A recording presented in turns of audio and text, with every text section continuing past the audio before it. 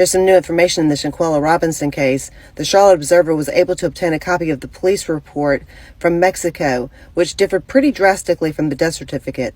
According to the death certificate, Shanquella died 15 minutes after her injury. That's not the case. They also failed to note any signs of obvious injury, which her parents both noted were present. Winter Donovan, one of the Cabo Six, called for medical personnel at 2:13.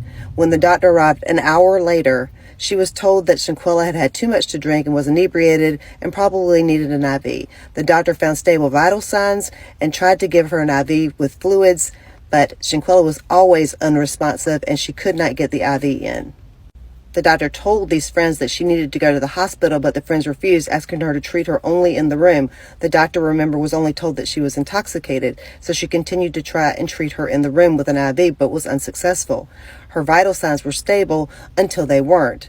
Her blood pressure started dropping, her oxygen stats started dropping, and the doctor began performing CPR. At that time, Winter Donovan then called the ambulance. EMTs arrived and gave her 14 rounds of CPR, 5 doses of adrenaline, and 6 electrical shocks, but they were unable to revive her. She was declared dead at 5:57. That's hours after her initial injury. Her cause of death, as you know, was listed as severe spinal cord injury, broken neck. So almost as infuriating as watching the guy film and not step in to help Shanquella is the fact that these 6 gave the doctor bad information on what her injuries were, which prevented the doctor from giving her adequate care.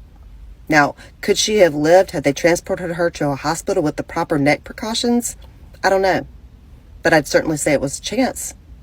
This is Daejhanae Jackson. This is the woman who was in the fight with Shanquella. At the end of this video, I'm going to flash up some of the screenshots from her Instagram account where she decides that she's innocent and she wants to give her side of the story. But I can't find the screenshot. I found it last night, but I can't find the screenshot. But she indicated that she was not going to give her story unless she was paid for it. Classy.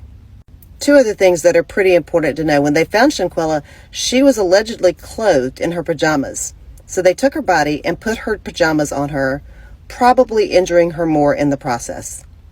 And also, the FBI has given permission to extradite these 6 back to Mexico should Mexico decide to press charges. Let's go, Mexico. Here are the screenshots from Daejhanae Jackson's Instagram account.